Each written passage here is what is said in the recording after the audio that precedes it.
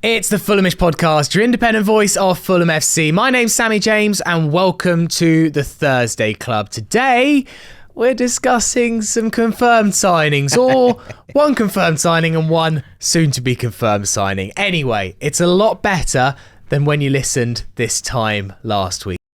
Collins, hello. Hello, Sammy. Hello, listeners. How you doing? Good, thank you. No proper pre-season fixtures to talk about of yet. There's been some behind closed doors. Yeah, we beat fixtures. Cobham 2-1 yesterday, which is not slang for Chelsea. Okay, right. Great. We didn't just beat Chelsea's academy or anything. We won against an actual football team, but I'm not sure. Are they Saturday or Sunday league? I think it's Sunday league, but I'm not sure who played because there's been zero things released by the club about it. I got like a live score notification a day later, being like 2-1 to Fulham, and I was like, hang on, that one definitely happened yesterday, and two, I'm pretty sure the players are in Portugal by this point, so I wasn't sure if it was a full-on Fulham team. I know we played Wolves and beat them, not Wolves, Watford, and beat them 6-1 we beat behind QPR. Closed doors. We beat QPR behind closed doors.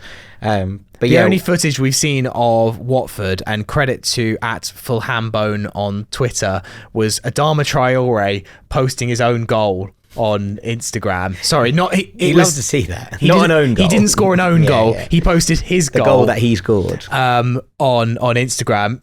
Decent finish, decent run. Yeah. Classic Adama Traore, but that's the only footage we've seen so far. I don't care. I will happily sacrifice me watching the games if Fulham have got some secret tactic that's going to demolish Manchester United on the opening day. Also, you know, the thing with that kind of game against a championship side, and I think it's worth noting this, championship sides obviously start the season a week before we do. Watford should be further ahead in their preparations than we are in terms of where they are for the season. Now, Watford are a bit of a chaotic club at the best of times, so let's not make any assumptions.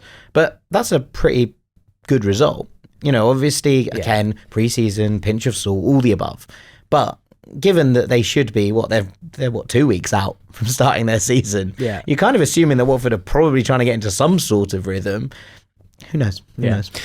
We'll come on to some more pre-season chat in a moment. The two biggest things that have happened since we recorded last week, well, between us recording and releasing, in fact. Let's discuss last week. So you'd listen to the Thursday Club on Thursday, hopefully, if you're the kind of person that listens on the day that we release. And yeah, it aged horrendously because in about the 12 hours, we record this, let's be transparent, we record this normally about 3-4 o'clock on a Wednesday so that it's available Thursday morning. Goes out 5 a.m. Thursday morning, pretty much clockwork. Yeah, we're pretty good at making sure it's a quick turnaround. And so we recorded this 3 p.m. last Wednesday in full faith that we'd done nothing. Well, hang on, we had done nothing.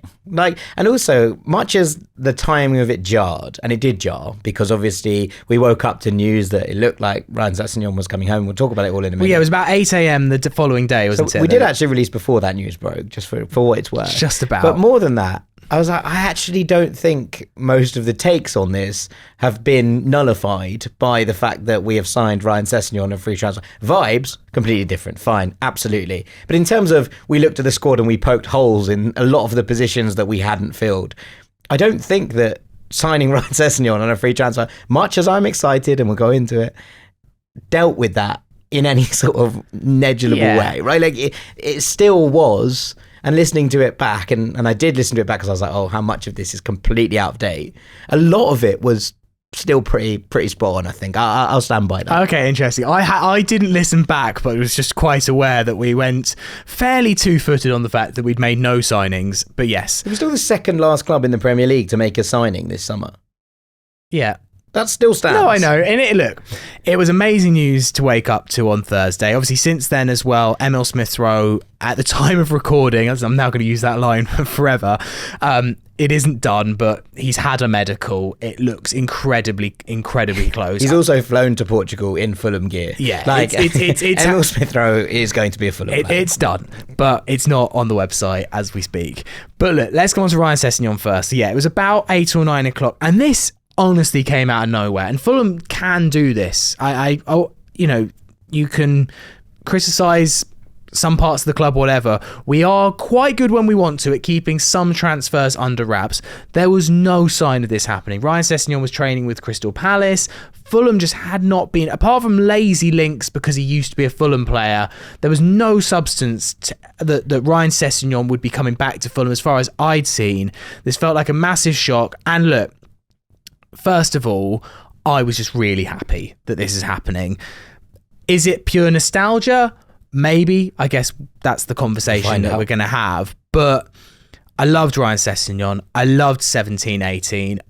I thought that he was one of the most magic players that I've ever kind of seen in the last 10 years at least. Like, he was really one of my favourites. I was kind of gutted when he left, although it was coming for a while. And I've been really disappointed to see how it went. Now, they often say, don't go back. He has come back. What is your thoughts? Because you kind of mentioned there, look, does Ryan Sessegnon fix many problems? But ultimately, we were crying out for someone on the left side. We've got someone on the left side. I think it fixes some vibes, first and foremost. And there was, right at the start of the summer, and I think it's more than just slightly lazy. I think you're right in that as soon as Ryan Sessegnon was a free agent, obviously there was a lot written, like, oh, could he go back to Fulham, etc. And I think a lot of that was just pie in the sky thinking as much as anything else. But there were some early links that Fulham had been in contact, sort of early June time. And those I thought had some substance in them. But as soon as he was then training with Crystal Palace, you're starting to think, well, that's obviously somewhere they've obviously may have been very adamant to come in and see where you're at. Now, we don't know exactly what's gone down there. There are contrasting reports out of Palace, some saying that Glasner decided that he didn't want to sign Ryan Sessegnon, others saying that Crystal Palace were pretty blindsided by the fact that he decided that he wanted to go back to Fulham instead. So, not sure exactly. The truth is probably somewhere in the middle. Well, it was reported widely. I think Fabrizio Romano said, and he was the first one to break it as far as I saw, said that Fulham beat multiple Premier League clubs to his signature. Now, we don't know who those Premier League clubs are, but I think we can probably safely assume that it's likely that Palace is one of those. I think it's a decent coup. It's a free transfer. He knows his way around. I think he really, and as you say, the vibes are good.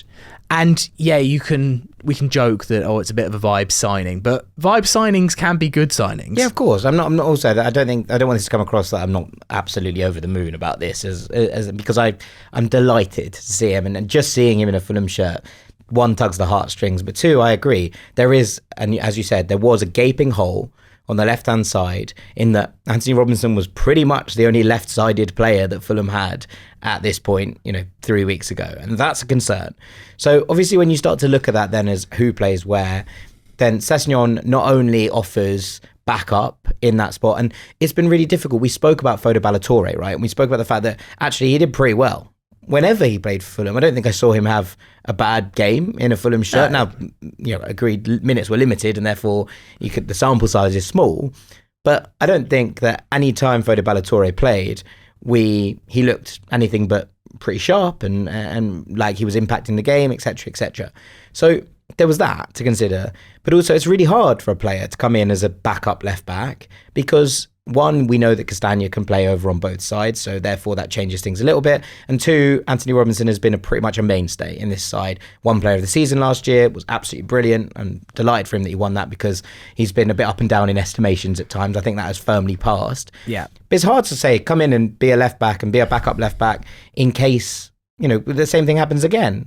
I'm hoping that Anthony Robinson will have another Iron Man season where he barely misses a minute and he's as effective as he was last season. But having someone like Sess who can play obviously further forward, as we know, but also can do a job at left back and will be able to fill in there in a time of need or a necessity or a crunch, I think it's a really clever way to fill that gap on that left-hand side.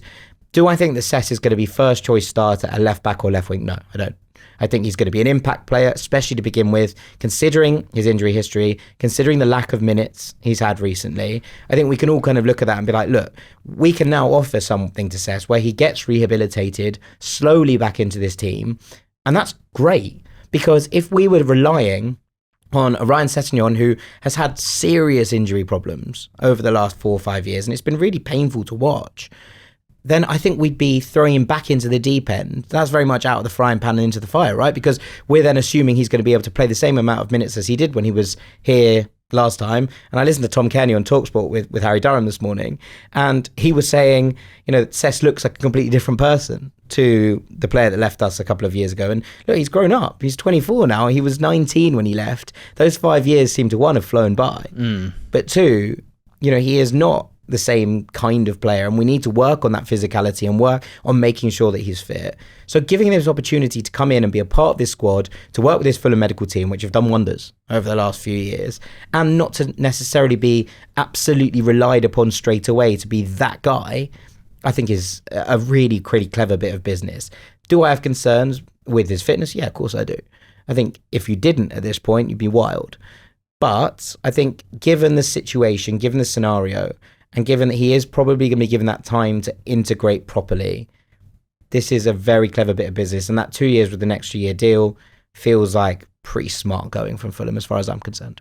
Yeah, I mean, nothing made me feel more like a veteran of Fulham, I guess, broadcasting or content.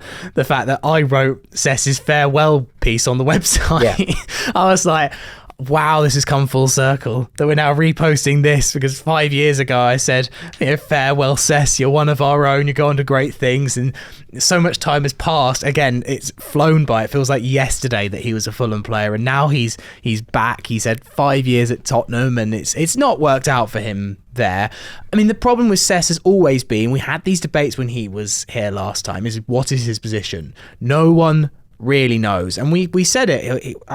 I said it in the article I wrote. It's like Tottenham fans who think they're getting a left back, because they had left back problems at the time, I think, when he signed for them. And I wrote, he's not your left back solution. But then I was also like, but also if you think that you're getting some sort of Theo Walcott style winger who's going to come in and just be all gas, no brakes, that's not Sessegnon either, because he doesn't have incredible pace. Yeah, he's not lightning quick. He doesn't beat three men. He's not someone like Adama Traore who's just going to like go past you with sheer pace and power. There's always been this talk about it being a left wing back, but actually at Spurs he had opportunities to play left wing back, and actually that wasn't really his natural position either, because he's not. I actually think he's worse there than in either left back or left wing, because what you expect from a left wing back is someone who does get up and down the pitch. Your Teo Hernandez's, your Federico De Marco's. Robinson could play there probably as well if he had to. He has the engine to do that. Sess was never that player who bombed up and down for the entire game. And I think that this is it. He can create from left back because he's able to link up with players, to create those triangles, to mix. And he could do the same at left wing because he was able to ghost inside, and those link ups always kind of worked for him. He's a clever footballer, always has been. And that's the main kicker in terms of a positive, right? You don't lose that. You can lose your confidence in it, but you don't lose that ability to link play. His pass for Tom Kearney in the playoff final is still one of my favourite things. Obviously, I know it was a big moment, but like it was one of the best things that Sessegnon's ever done. Yeah. That pass is what he can do. That's his vision, the execution, major moment in a final. It was actually from a bad touch as well, but he kind of recovered and brushed it off and stuff. That's Sessegnon, what we know is there. And I honestly believe that at left wing, coupled with Robinson, because you've got Robinson to do the running, and that was what Willian did so well with Robinson last year. Look, Willian wasn't blistering, he used to be, but he's not now. Blistering pace and stuff like that. He was tricky, but he was good with the ball. Now, I'm not saying that Sessegnon is Willian, there's big differences there, but Sess can get his foot on the ball, and Robinson will be there on the outside, motoring past him. There should be a link up that works in that regard. I mean, look, we'll come on to Smith-Rowe, but actually we can kind of discuss him in the same circumstances, right? Like, where does he play?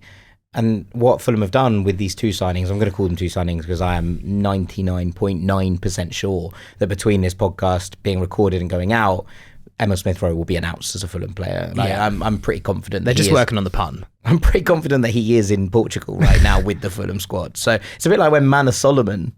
Do you remember this? Yeah. Manor Solomon, everyone was like, has he signed or not? And then he just got spotted in the Algarve, just at the Fulham game. And you're like, oh, right, he signed then. Right? Yeah, so it's happening. So that picture from him at Gatwick, which was on Twitter this morning in Fulham gear on the way to Portugal, I think is as good as a signing graphic from the club for me in terms of where he's at. If he's wearing the Mongolia top. He wasn't wearing the Mongolia shirt. That isn't quite what it was, but he was, I'm pretty sure, in Fulham get up. So we'll be all right on that one, I think. But yeah, just to kind of finish off on Sess, it's obviously such a nice thing, and listening to different people talk about it. I tried to listen to a few Tottenham pods, but they didn't really speak about him in terms of what he is now, because truthfully, I don't think they know much more than we do, because they haven't seen him, because none of us have seen him really in terms of what Ryan Sessegnon brings to the table now. Now, you'd assume that because it's not based on physicality, those traits of being able to ghost into the box, find spaces, and his finishing ability, which was a little bit on display at times at Spurs, obviously scored in the Champions League, is still there. You'd kind of hope that all of those elements are still there. It's going to be now quite interesting to watch how he's kept in check, how he's developed, how he's integrated into this side. But I would just caution a note of warning in that I can't see a world where Ryan Sessegnon starts for Fulham on the left wing against Manchester United at Old Trafford in the first day of the season. Right.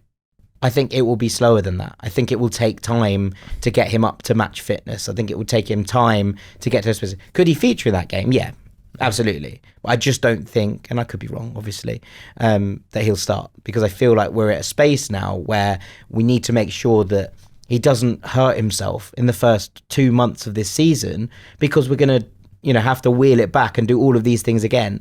And after just recovering from another long-term injury, it just doesn't feel right to me to go, right, whack him in, let's get going. I feel like he needs to be given that opportunity to ease himself back into football so we don't go down the same route once again.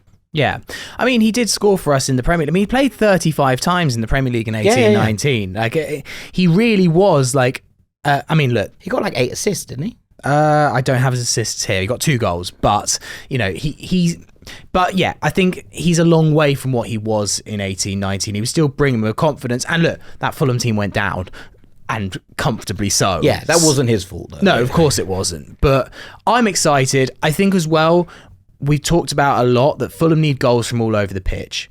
Muniz, if he is our number 9, he's going to be wearing the number 9 shirt. If he is our starting striker, we'll have probably some purple patches, but he'll also have some dry patches. He did at the end of last season. We need goals from everywhere. And actually, there weren't too many goals from all around the pitch. Well, Willian scored twice from open play last season.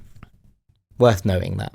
Yeah. It's quite a significant drop. And what, is that including... Is that in the Premier League or is that all comps? Because obviously, I think it's the Premier League. Scored twice in the Premier League. Yeah, we need more goals from everywhere. And if Ryan Sessegnon gets minutes, Ryan Sessegnon gets goals. That's all I know, is because he drifts into the box. And as you say, I don't think you lose that. I don't think... The only thing I'd be quite interested in it is that obviously Silva likes inverted wingers. Right? We've seen Willian coming in on his right foot from that left-hand side. We've seen Harry Wilson coming in on his left foot from the right-hand side. It's not an out-and-out, he must have this trait, because we've seen players playing in different places. But I do wonder if Marco Silva has a look to see if he could get something out of Sessegnon drifting in off that right-hand side onto his stronger foot, because we know his ability in front of goal. We know that he used to be, at the very least, a lethal finisher. Now, he was good at that from the left-hand side in terms of going across the keeper, and that's why he scored his Champions League goal for Spurs. But I wonder, just in terms of what Marco Silva asks from his wingers, if there is a world where we see, at the very least, an attempt to work out if Sess can be effective coming in on that left foot from the right-hand side. Yeah. Let's talk about Emile Smith-Rowe next. Yes. Again, this feels hugely exciting. A club record transfer is always exciting. Is he overtaking Anguissa? He will be, I think. It's 27 plus 7 is what I believe the deal is. Or is Iwobi the club record signing? No, Iwobi was 25, wasn't he? So this would be more expensive than Iwobi, I think. Yes, no, sorry. But yeah, do you not remember? Because I think it should be Jean-Michel Seri. Do you remember? Because Jean-Michel Seri was supposed to be around this figure at the very least, but Fulham scammed it onto 2 deals. Oh, what, with Maxime we bought Lamarche Maxime Lamarche on for like 12 million and Seri for like 18 instead of like the 25 and 5 that everyone was expecting in order to sort of evade some taxes or whatever. Emile Smith-Rowe. Not taxes. I probably should clear that up. Not taxes. In terms of evade agent fees or something to do with that. Yeah. They did it for a reason. Yeah. Emile Smith-Rowe, though, he's a club record signing. I mean, if you'd have told... sale for Arsenal as well. If you'd have told me 2 years ago that Fulham are signing Emile Smith-Rowe, I'd have thought you were mad. I'd have thought you were absolutely crazy. This is one of Arsenal's hottest prospects of recent years. Look, things haven't worked out for him. If you see the trajectory of Bukayo Saka and Emile Smith-Rowe, who share a song at Arsenal, And obviously Saka has now gone on to become one of the best players on the planet, and Emile Smith-Rowe has fallen down that pecking order.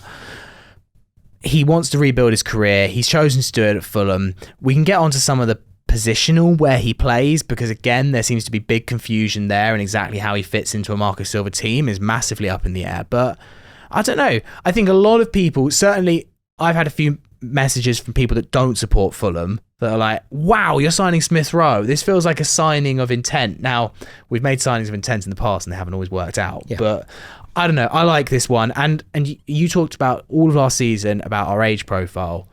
We've signed a 23-year-old and we signed a 24. Actually, Smith-Rowe is now 24-year-olds. Yeah, Smith-Rowe had his birthday on Sunday, so he's now 24. I just think that's a step in the right direction.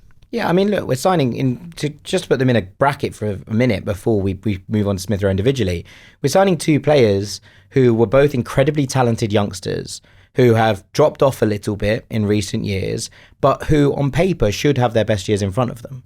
And that is exciting, right? Now, it's going to need a little bit more magic from Marco Silva's rehabilitation clinic, but we've shown that those things can work. And I think that in terms of what Fulham are doing here, this is good. Now, I've spent quite a lot of time, as I said, trying to listen to Tottenham podcasts to try and hear, or reading Tottenham articles to kind of get a vibe of what they were feeling. There wasn't much from Tottenham. There is a lot from Arsenal. There's a lot from Arsenal on Smith-Rowe.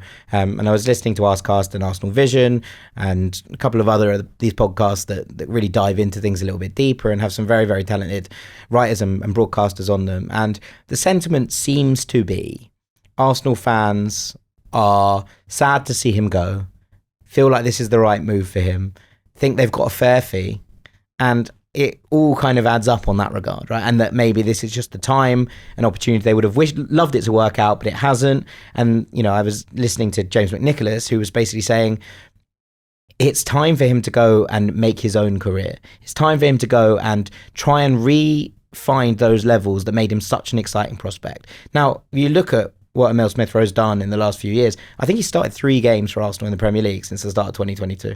Yes. It's a very, very low number for someone who was rated that highly, who, as you say, came through with Saka, who in the COVID season had that real breakout year. I think it was Mikel Arteta's second full season in charge. The year after that, he scored 11 goals in the Premier League. He got, I've got the stats here. In the Premier League, it was 21 starts, 12 sub-appearances, 10 goals.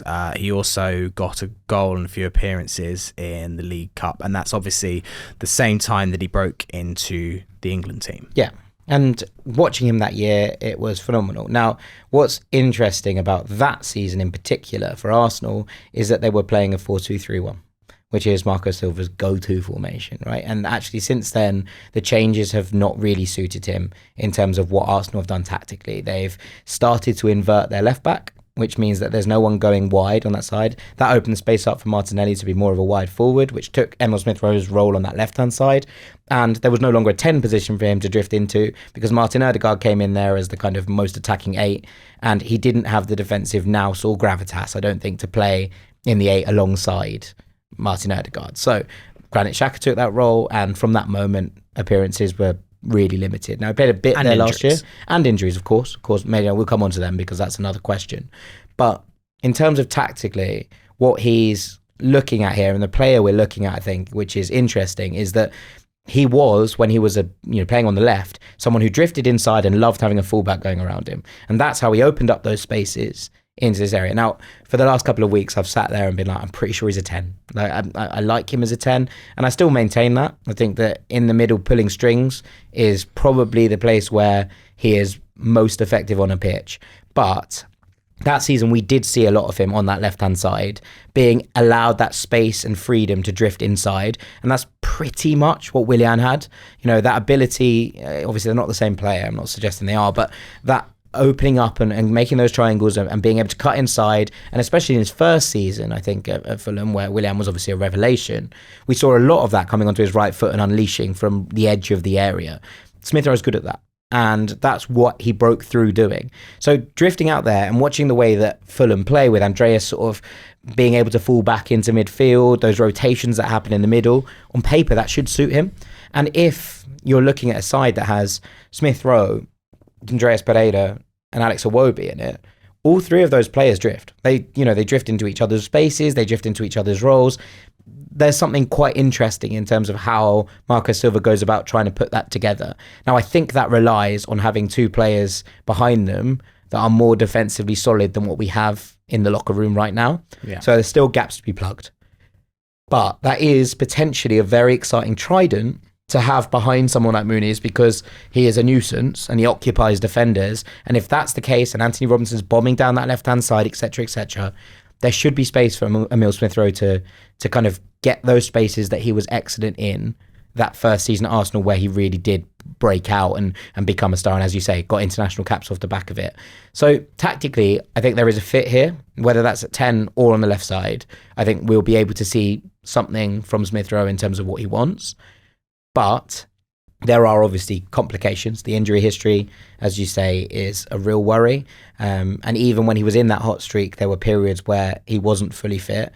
One of the things I was kind of gleaning from these Arsenal podcasts is they were saying, you know, after 50, 55 minutes of games last season, even when he did start, he looked out of puff, that he doesn't look like he's fully at that match sharpness yet. Obviously, the injuries don't help. That should be brought into account. And a full pre-season this time around will help. Well, some of a pre-season as well, yeah. We got this done a month ago, then he could have had the other couple of games. He could have played against Watford and QPR. Yeah, but you keep forgetting the August games.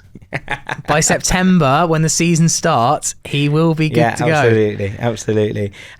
So yeah, all of that, right? And I think that, again, a bit like Sessegnon, Fulham need to be careful with how they utilise him in the early part of this season, because you do not want your club record signing. Also, you know, there is an element, I think, at Arsenal that Smith-Rowe probably got tired of not just waiting to be in the team, but actually, you know, training all week and being like, I'm not even in the squad. Yeah. I'm not even on the squad. And when Fabio Vieira is coming on in front of you, when you know that you can see different players, Trossard coming in and being on that left flank. Yeah, Trossard must have been a big blow. At some point, he's like, well, I'm actually now fifth choice, which is, you know, there's four players in front of me. Yes, for two positions, but there's four players in front of me that I have to get through in order to get minutes to prove what I'm worth. And then those minutes weren't forthcoming, and therefore you can't prove what you're worth. So I think there probably is a sense, and I think the sense out of Arsenal is that they didn't force him out. They were like, we're willing to sell you, but only if you want to go. And the fact that it seems like Smith-Rowe has been like, no, I need to go and get my career back on track. I need to go and start to be a main man once again somewhere, to, you know, allow that burden of pressure to come and fall on my shoulders and to be able to display what I'm about.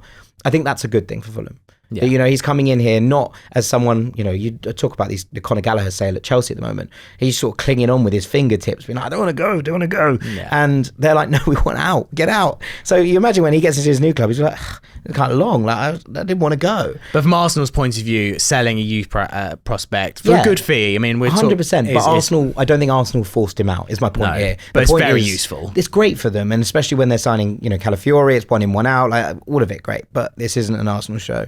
What it is good for Fulham that he is now going, right, this is the moment in my career I need to seize.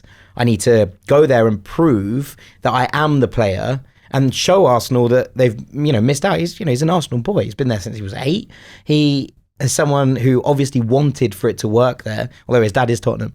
He wanted it to work there and to be kind of part of it. And so then, therefore, to come out and be like, I've got a point to prove. I want to be back in the England setup ahead of 2026.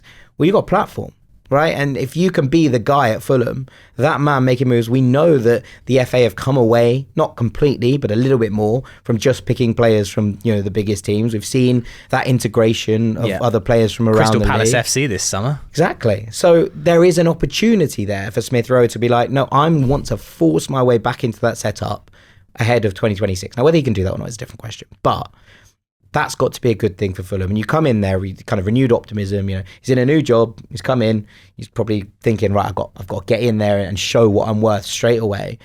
I think all of this is important in terms of, because this is big. This is Fulham's, you know, if not Fulham's record signing, then very close to it.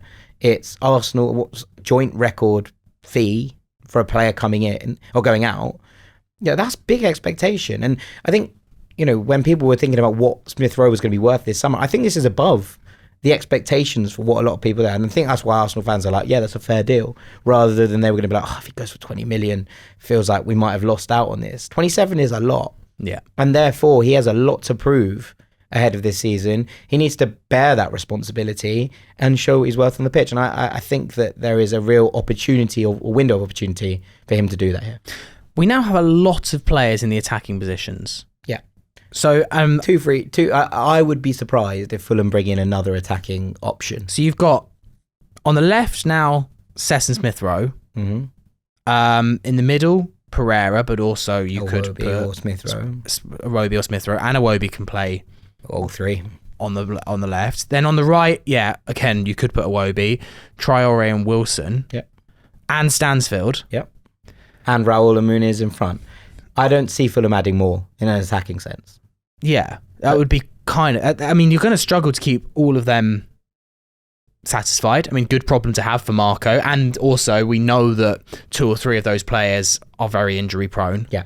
So probably something that Marco needs. But we had points at last season, particularly I remember January when Iwobi went to AFCON, where we were really struggling in those positions. Of what Willian couldn't play every week because he's old and he needed time to recover and stuff like that, and Wilson was a bit in and out of form. So and a lot fell on Pereira. Pereira had to play every game. There was no one else really that could do that position. And we haven't even mentioned that Tom Cairney can play in the 10 if an absolute push, but I don't see how he gets into the 10 now when there's so many players that are there. So I guess really the pressure is falling back. We'll come on to that in part 2, but I think my overall sentiment throw is that if Fulham can keep everyone fit, then I think we're in a really strong position attacking wise. I'm excited now. I'm excited for what can be done, and I think it's once again Fulham trying to look at players with some potential value, and I think that's what we've been crying out for Fulham to do. It's worked in the past. A player like Tosin, complete case in point. Yes, I know he's a snake and he went to Chelsea, but ultimately that was good business. We took a player. Good business, and if he'd been sold for 20 million, even if it was to Chelsea, I think we'd be like, what a flip. Now, obviously it jars a bit because of how it ended, but we still got a great player for 3 or 4 years. For £1.2 million, we got a lot out of Tosin, right? That's been a good bit of business, even if he left for free. Yeah. So you're kind of looking at that. I mean, this is interesting. And just on that point about different players in those positions, we got a message from Fulham Brooklyn at FFC Brooklyn on Twitter, who said, one for this Thursday's pod, thoughts on Smith-Rowe occupying the 10 space and Andreas moving to a deeper role like he played at Flamengo alongside Lukic until we sign a Polina replacement, potentially reduces the need for 2 centre midfield signings, but gives us strong flexibility in those positions. I think, I don't know, I can...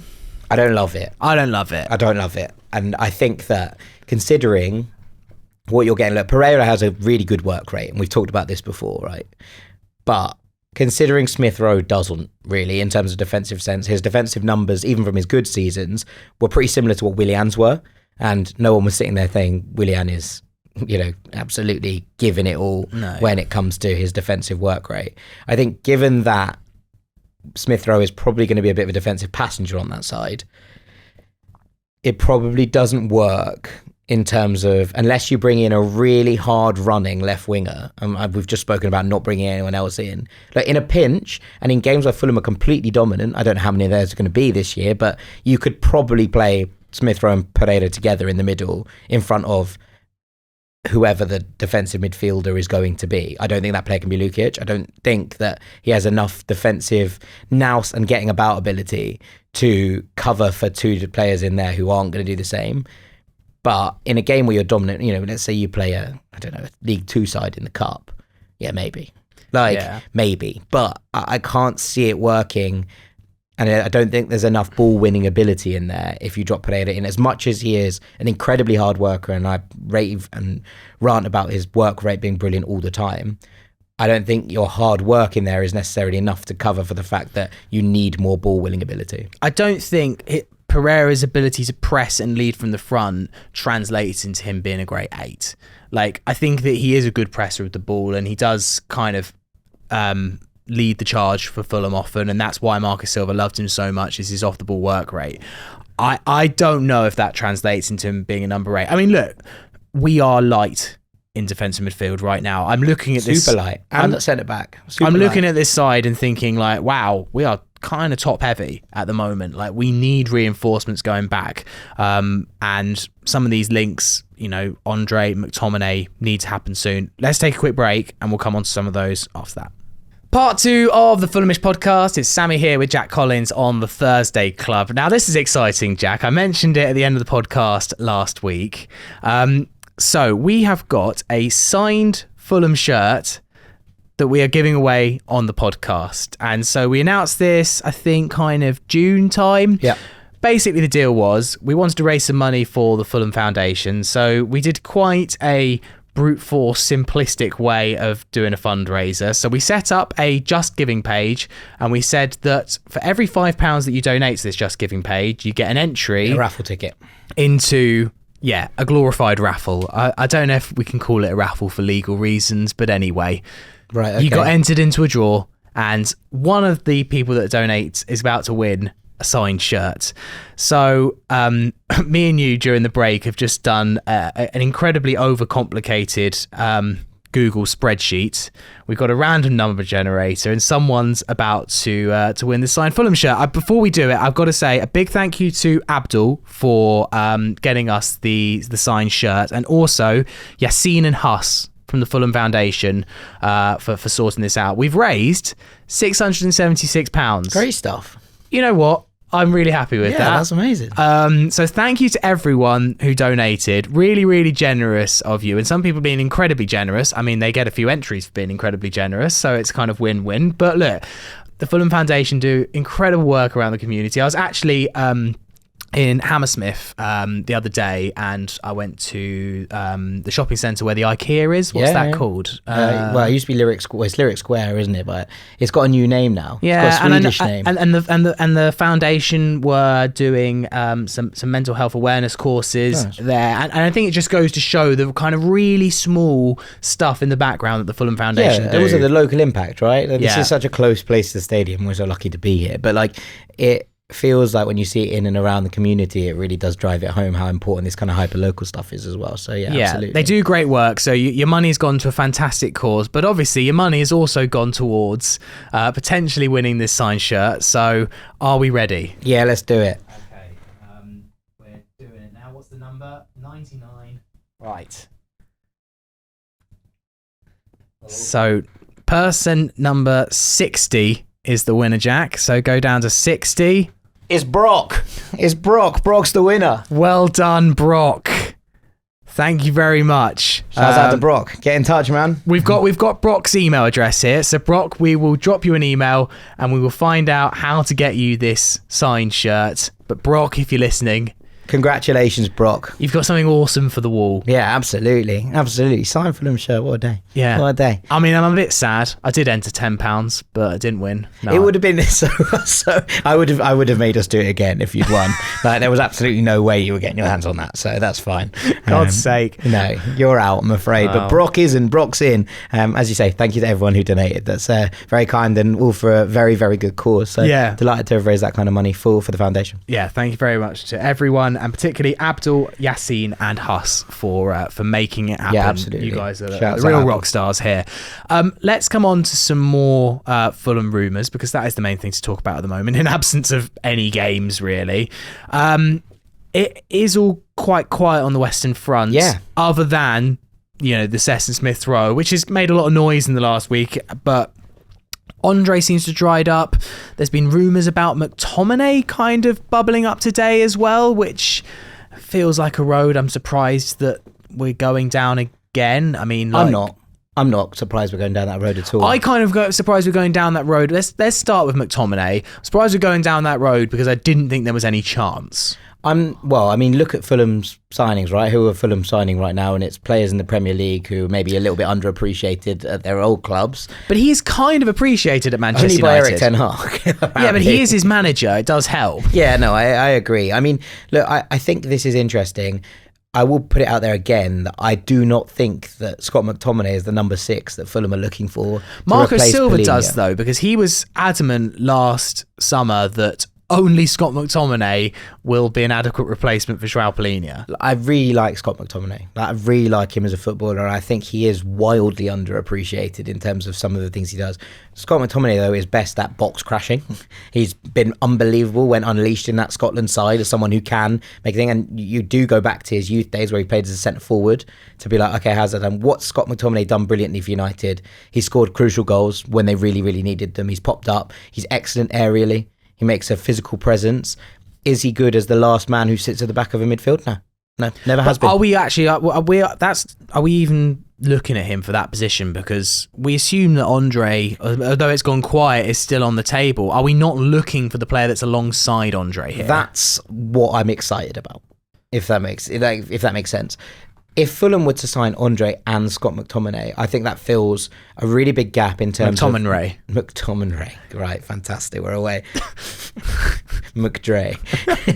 We'll restart the McFred thing, but with Andre instead. And Tominay. Yeah, exactly. But when you kind of look at, what Fulham... If Fulham are looking at that as a partnership at the bottom of the midfield, I think that fills a lot of the gaps left by Palhinha, because not only do you have that physical aerial presence in McTominay, you also free him up to be able to do some of that box crashing that you want from a little bit deeper in midfield, not necessarily number 10, but as we talked about before, those rotations that happen in the Fulham midfield that sometimes allow different players to be everywhere. The one exception to that rule was obviously Palhinha, who sat at the base almost exclusively. Now, Andre has that ability to play from deep and dictate, and I think last week when we were discussing him, I said I was going to try and stay up and watch Fulham you play, did, didn't you? Which I did do, and I thought he was excellent, and the stark difference in terms of where Flu are when he plays and when he doesn't is noticeable. Now, I think a lot of people were like, is he going to say goodbye? Is this the end of it? There was none of that, but it's probably worth noting that it was a massive, massive late win for the club, and one that started to try and pull them clear of this relegation battle that they're in. They scored an 87th minute winner, and at that point, John Arias scored, another really, really good player. I would like Fulham to be interested in Arias as well, but when you kind of look at what that meant and the celebrations afterwards, the crowd were incredible, absolutely off the scale good at the Maracanã. So when you put all that together, there was no real space for Andre to be saying goodbye in that moment. It was all about trying to get the club moving in the right direction again. And so I'm not surprised that there was none of that. I also am not surprised that everything's kind of gone quiet a little bit. And I saw a really interesting tweet this morning from Bruno Andrade, who is a very, very good journalist in Brazil. He's been spot on about a few Fulham transfers over the years. Yeah, he's been really good. And what he said was, bear with me with the translation here, he said, Fulham kitchens Fluminense and he is confident of a deal for 25 million euros. The tricolour, in turn, are waiting for a new investment of 30 million euros, whereas Fulham believe that the Cariocas will give in the final stretch of the transfer market. What he means by kitchens there, check this with a couple of Brazilian people, is that basically it's like putting them on ice. It's basically like leaving them hanging, like leaving them in another room to kind of think about themselves until they come back. And look, I can understand this from a Fulham perspective. Now, I'm not saying it's the right thing to do, because I think that for 5 million euros, Fulham should probably just be trying to get this over the line and get him in and make it done so that he has that time with pre-season. Fulham believe that 25 million euros is a fair fee to pay. Fluminense want 30, clearly. But with the lack of interest from elsewhere and the lack of any sort of feasible offers from elsewhere, Fulham are probably in the slightly better negotiation position, because Fluminense have already signed a player who's widely tipped to be the Andre replacement in the midfield, and also Fluminense are struggling financially and with debts around the club, so they really do need a sale in terms of what this looks like for them and trying to get things moving in the right direction financially as well. So in that regard, by the time it gets to the end of the window, if Fulham are still there going 25, take it or leave it, I would suggest that Fluminense will give in. I would suggest they will take that. But it's a risky business at the same time. By someone the else time tries to get we've involved. squandered 9 points to United, Ipswich and Leicester because we don't have defensive cover. Yeah, there's that. There's also this kind of sense of being like, if anyone else comes involved and goes, yeah, he's worth 30 million, it's a gamble to pay the 5 million euros more than Fulham want. I would be surprised if someone comes in at this stage, considering he's been available for quite some time. But equally, as the transfer market gets to those last days of Rome, we know that people start throwing around fees and sums because they're like, I can't get any of my top targets, let's pivot. My guess is, or my prediction would be, that it will fall somewhere in the middle. Fulham are not going to leave this, I don't believe, till the 31st of August with some intense negotiation position. But I think that we would be happy to leave it a few weeks in terms of getting it closer to a price. Let's say, for sake of argument, we want 25, they want 30. If we're getting something like 26, then probably Fulham are thinking, well, we've saved 4 million euros for waiting 10 days. And look, Marco might be a bit unhappy, but he gets his player. It's a long season. He's already kind of fit because it's mid-season in Brazil. Yeah. Like, everything's going to be okay. And I mean, that's kind of what happened with Manor Solomon. And obviously, like, that was evidence of Fulham driving a hard bargain. And I mean, actually one that in hindsight was a clever move from Fulham. I do find it frustrating. I know that it's incredibly frustrating and lots of fans hate our approach to the transfer window. I'm kind of indifferent. Would I love to be just like having all our ducks in a row, ready for United? It's going to be very, very frustrating if, let's say, we let by an opportunity to go win at Old Trafford slip because we didn't have defensive cover. But at the same time, it's a 38-game season. And if we get in Andre for a decent price, and we've seen what the consequences are now of even being 1 million over in terms of PSR, and the Premier League may have been a little bit like, well, you're new to it. There's going to be absolutely no margin for error in 100%. This year's books. Yeah, 100%. And I think it's interesting to kind of note it all and look at it all in that way. Now, again, would I like it? And look, I don't know what, as you say, there is 1 million over is, it's 1 penny over is could be a fine and points deduction at this point. So you have to be careful. Bruce Forsyth. Yeah, exactly. He could be at the amount under 1 penny over. But it does feel like those things have been cracked down upon. I mean, it takes us back a little bit to a conversation we were having last week about Jay Stansfield, right? And again, I don't want to put this out there and be like, oh, this is the reason why Fulham are selling academies prospects or entertaining bids. It does look like Fulham and Birmingham are still in negotiations about what that looks like, and there might be a chance that he goes. Again, I wouldn't sell for anything less than 10 million, but it is what it is. Someone made a really good point recently. They were like, well, if we sell an academy product for £6 million, let's say, that's the equivalent on the PSR books, and this is the problem with PSR, but it's got, it does have some positives. Football clubs and the Premier League are not just absolutely rinsing Serie A teams and La Liga teams for really talented players going off to play at lower end Premier League clubs, which I think was a bad thing generally for the European game. But you do look at something like this and you think, well, if Fulham were to sell Jay Stansfield for £6 million, which I don't think they should do, but if they were, that's basically the equivalent on the books of signing a £30 million player on a 5-year contract. Yeah. So at that point, are you going, well, surely it makes sense, therefore, to sell off prospects? And that's why I have a problem with PSR, right? Because I actually think it turns young, talented footballers into make-weights for other deals, which I don't think is a good thing for the game. Yeah, effectively, it's now turned academies into profit-making machines. Well, it's pointless putting in your first team. It's much, much more valuable for the club, unless you've got the best player in the world. Yeah. Like, if you can effectively get a player that's 5 times the value by selling them. Yeah. I mean, what's been happening with the Villas and the Chelseas, I've been kind of glad that Fulham aren't in that little rat race. But yeah, it is. I think it's short-term gain and long-term pain, right? And that's what it is. And what Villa have been doing about buying back all these players eventually is a weird sort of scenario, because then they're effectively now paying the 5-year amortised fee, right? So by selling Cameron Archer last year to Sheffield United, putting in a mandatory buyback clause if Sheffield United got relegated for the same amount, and then putting him on a 5-year deal, they've effectively banked 10 million profit. And gone, okay, now we're paying 2 million a year amortized fee for the next 5 years. In many ways, it's really smart. I don't like it, but I understand why teams like Villa are doing this, because they're suddenly, instead of having to deal with these things, they're now buying back those players on like extended contracts, and they're banking the money fee in terms of selling their academy prospects. So it's really hard, and it's not good, I don't think, for the game. But currently, the reason that people are doing things like this, and the reason that Fulham, I think, are entertaining bids for Jay Stansfield. One, I imagine he's probably had a say in this. But two, is because they can be like, well, if we bank that now, we'd probably throw this Andre deal over the line. Yeah. And at that point, do you start to go, well, what do Fulham need more of right now? Do they need a left wing? We've just spoke about being top heavy. Do they need a left wing, a striker who is yet unproven at this level? Yes, incredibly talented. Or do we need a defensive midfielder? And suddenly you start having to weigh up those decisions on the scales. And I think right now, pretty much every Fulham fan would say, much as things are good, I would rather have a defensive midfielder in this squad than an extra third choice left winger, third choice striker that we're not sure is going to get minutes. It's incredibly clinical. I'm not saying you're right. Like, you're right, but it's just it's a bad thing for the game. But like that's where we are right now with PSR. So it's kind of just you have to kind of. I hate having to say this, if you know what I mean. Yeah. Like, I hate that we're having this discussion. I hate that we're using young players instead of trying to integrate the ones who are at the top of that tree and are incredibly talented.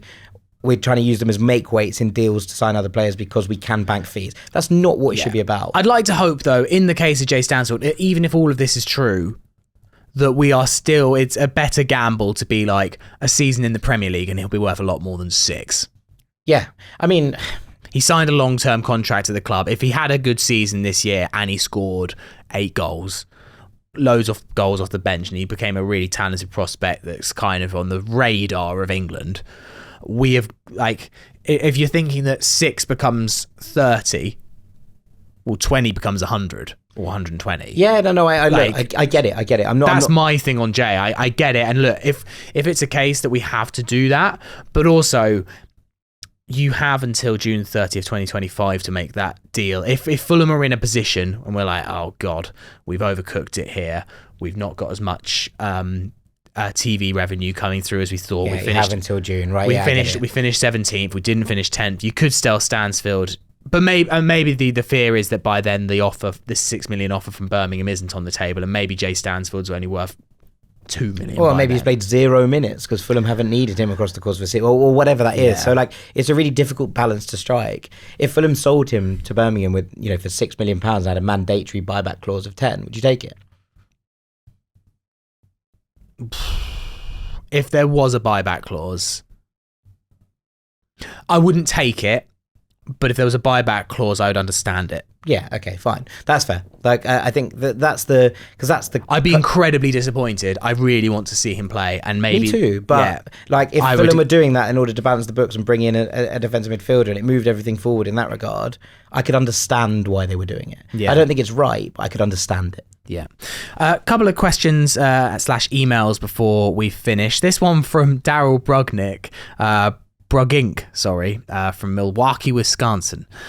Do they call it the hammy end because Sess will be pulling up lame again and again in front of that stand? I hope Fulham's trainers know how to manage Ryan's hamstrings better than Spurs. And is Fulham willing to hand out bags of money to Smith-Rowe because Andreas is about to be sold? I like the player, but the sum touted seems a bit rich. Well, that is a nice positive spin on it from Daryl. The hammy end bit, I did see this question, made me laugh, but it was... I mean, look, all we can do is hope that Fulham have a plan in place for what this looks like, because at the moment, I think that his injury history, and both of their injury histories actually, suggest that we're, taking a bit of a risk on these players. Fulham have to have faith in the medical team, who have, again, been brilliant over the last few years in terms of keeping players fit for the most part. I think we've got to have faith in that, and that's where these signings are coming from. I spoke about the Smith-Rowe fee earlier, and about how I think that kind of fee means that he has to step up and be the guy. I don't think Pereira's leaving. There was obviously those touted links to Chelsea earlier in the window. I can't see it. I can't see Marco Silva losing another key member of the spine of this squad, considering we've already lost Palhinha and Tosin. I just don't think that there's a place for Fulham to lose Andreas Pereira, considering how important he's been to how Marco Silva wants to play over the last few years. Yeah, really good interview, by the way, up on Sky Sports News with Marco Silva. With Silva, yeah. And he's quite pragmatic, I thought. That's the word. About Palhinha and Mitrovic going, where he basically says, like, yeah, of course, as a coach, I'm gutted to lose great players, but I think he also has said, look, from my point of view, before I came here, these players were not worth anything like they are now. I've turned Mitrovic into a £50 million player, and ultimately he turned Mitrovic into a player that could have competed at the top level. It's Mitrovic's choice that he went to the Saudi Pro League, but he could have gone on and played for a Champions League club should he wanted to. And in the case of Polinia, he has gone and played for the biggest club in Germany. Yep. And that is, well, it's not fully down to Marco Silva. A lot of it's down to João Polinia. But at the same time, Marco Silva was the one that moulded him. He's doubled his value. Yes, part of it's down to his own hard work and talent. But yeah. And part of that's due to Fulham's talent spotting ability as well. The scouts and the players who, the people who've worked that out, that Polinia was there and undervalued. And it felt like a lot of money at the time, right? It was a big fee, 20 million. And yet it looks very, very good in the cold light of day after selling him on for more in terms of financials, but also in terms of the player that he became. He wasn't Portugal's number 6 before he signed for Fulham and worked under Marco Silva. He pretty much has that role locked down now. So, yeah, it's intriguing to watch, and I thought Silva was very good in that interview. Yeah. Final question from George Ramos, titled RM9, Therapist's Thoughts. Dear Fulhamish team, long-time listener, first-time emailer, ding. First of all, thanks for all the work you do on the podcast. By trade, I am a psychotherapist, and a big part of keeping up people's wellness and confidence is being part of a community and building a sense of connectedness and belonging. This got me thinking about our beloved Muniz, and I have a growing anxiety about the impact of our departing Brazilian and Portuguese-speaking contingency. If we should lose Willian AP, who seems to be a big part of his social circle at the club, would we expect this to impact his game? My glass half full side says he has matured and his confidence has grown from last season and will potentially play a more leading role in settling in potential incoming Brazilians such as Andre. Many thanks from George. It's a great point, and a really good thing to think. Again, I don't think Pereira's going anywhere, and I think that helps. But I think also what's been interesting in this pre-season and the content's come out is that Muniz seems to be hanging around a lot with Bassi and Iwobi. He's a lot. I would too. Who doesn't want to be hanging around with Bassi and Iwobi? They look like literally all of the fun, all of the time. There's a very good, I think it's on Iwobi's Snapchat of he on the plane to Portugal. He got he's looking at the window seat and there's no window. He got the classic Ryanair window seat, but no window. I mean, I was like, have you ever been on a plane? Surely, like, this isn't your first time. Yeah, he's used to Arsenal's private jet. Well, he's not used to flying premium economy with Fulham. So, how times have changed, Alex. Yeah, Alex, man. But look, he was at Everton. Surely they are. They've done their pre-season. They went to Ireland. Yeah, they went on the ferry. Yeah, surely anything like is more of an upgrade from whatever Everton are paying for. Yeah, it was. He looks like he's hanging around a little bit more with them guys. I'm sure Pereira, once he comes back from the Copa, will reintegrate as well. But I think it's important to note that, whilst he's settling and before he's playing, it's really important to have those social groups that are sticking around and looking at it. I mean, talking of which, has anyone seen Carlos Vinicius? Because he's not been in any of the photos. No. And he's meant to be back from loan. I'm still convinced some of his antics in America last season were what led to him going to Galatasaray. Potentially, yeah. Feel like Marco Silva was just like, look, I'm up for a laugh and a joke, but this guy's... this guy's actually taking mick. This guy's kneeling behind me while someone pushes me over. Like, this is the kind of levels that we're getting to here. This guy's doing my head in. Yeah, no, I can absolutely see that as well. So, but again, I just thought it was interesting. I haven't seen a scrap of him. In the pictures from pre-season, it's like he effectively should be back at the club. I mean, he should be there for pre-season, if not just for vibes. Yeah, he's good crack. But yeah, look, I think that watching Muniz start to maybe expand his social circle is probably a little bit far, but just be with them and look comfortable and happy, and you'd be knocking around with different people probably speaks to the idea that whilst he was very, very key to that on that loose phone contingent, were very key to him settling and feeling more comfortable. Now he has the 9 shirt. Now he has that run of goals under his belt. He also speaks English now. Yeah, exactly. I think all of those things are important. And he has his Madame Tussauds annual pass. Yeah, and obviously, there might be other fishers in the squad. Who knows? I think he's fine. I think he's probably started to settle, and that's probably... But it was important to begin with. I think absolutely 100%. But you'd like to think that now, having felt that love and warmth and adoration, that it all opens up a little bit more. And look, the dressing room looks like a happy place. Now, obviously, we can only see what they're showing us, and... the club aren't going to be there showing us videos of everyone arguing and having a bad time. So you can only take that with a pinch of salt. But, from what you hear from players, from what you hear from various members of the club, everything seems like a pretty happy camp right now, and that will probably feed into this as well. Yeah, no, I think it's a great point. I think players, particularly Willian, was obviously such a mentor to him, and you saw the moment last season where like Willian and Muniz were doing interviews together, and I think Willian really did like kind of hold Muniz's hand at times. But I think now, enough time's passed. He's got Andreas as well. He'll be fine. Yeah, I love that we're worrying about it. Poor Rodrigo. He's a lost and alone in the city. Yeah, we'll get him fine. He's great. He's going to have a great time. Ever since the Madame Tussauds, he's like an icon of the league. Oh, yeah, absolutely. Ever since that he's interview. the Premier League's absolute golden boy right now. Everyone's loving him, so that's nice to see. Yeah.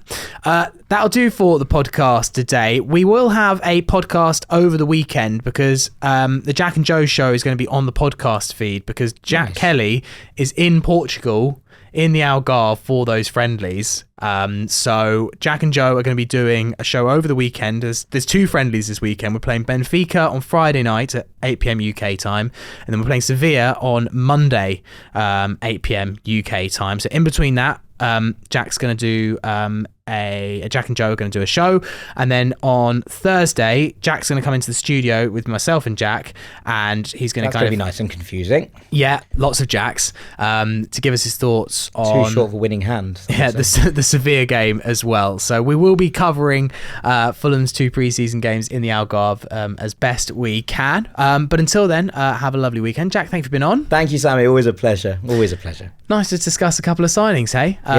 Always enjoyable. And whatever you're doing this weekend, if you're heading to the Algarve, safe travels. If not, then enjoy whatever else you're doing, and come on, you Whites. You Whites!